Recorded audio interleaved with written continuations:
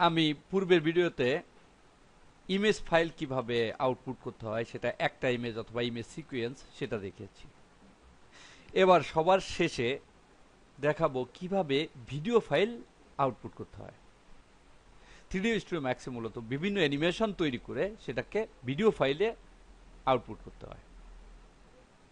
এজন্য এই video file আউটপুটটা খুবই গুরুত্বপূর্ণ। এটা পূর্বে যেভাবে আমি ইমেজ আউটপুট করার জন্য সেটিংগুলো করেছিলাম প্রায় একই ধরনের সেটিংই করতে হবে, শুধুমাত্র এখানে ফাইল টাইপটা চেঞ্জ করে দিতে হবে। প্রথমেই আমি রেন্ডার সেট আপ করবো। এজন্য রেন্ডারিং মেনু থেকে রেন্ডার সেট আপ, এখান থেকে আমি অ্যাক্টিভ টাইম সেগমেন্ট এটা নির্বাচন করি, অর্থাৎ আমি পুরা সময়টুকুই আমি আউটপুট করব এবং এখান থেকে আউটপুট সাইজ দিয়ে দেই 1024/768। এখান থেকে আমি এইচডিটিবি এটা দিতে পারি অথবা এনটিএসসি পল এগুলো দিতে পারি, কিন্তু অনেক সময়ের প্রয়োজন হবে আউটপুট হতে, এই জন্য আমি এটা কাস্টম করে দিলাম। কিন্তু এইগুলোর মধ্যে থেকেই করা উচিত, এনটিএসসি অথবা পল অথবা এইচডিটিবি, তাহলে রেজুলেশনও ভালো হয় এবং বর্তমান স্ক্রিনগুলো এই টাইপেরই রয়েছে। কিন্তু আমি সময়ের জন্য আমি এখানে রেজুলেশনটা একটু কমিয়ে দিলাম। নিচের দিকে যাই,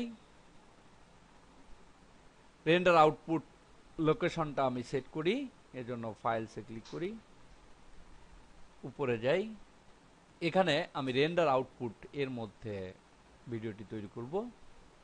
এখানে আমি নাম দেই লোগো ভিডিও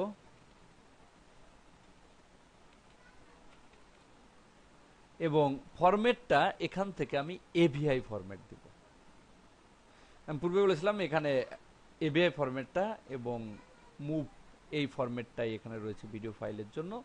এভিআই ফাইলটাই মূলত সবচেয়ে বেশি ব্যবহার করা হয়। এভিআই এক্ষেত্রে ভিডিও ফাইলটা সাইজ বেড়ে যায়। সেভ,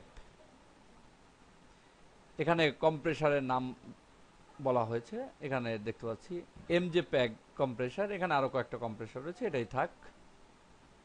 এখান থেকে ওকে, এখান থেকে রেন্ডারে ক্লিক করতে পারি অথবা রেন্ডারিং মেনু থেকে রেন্ডার, আমি এখান থেকে রেন্ডারে ক্লিক করি। দেখতে পাচ্ছি রেন্ডার হওয়া শুরু করছে।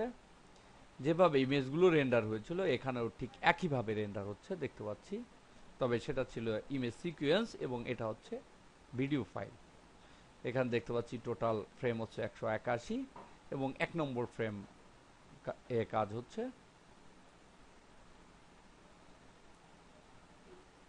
এভাবে রেন্ডারিং হতে বেশ সময়ের প্রয়োজন হবে।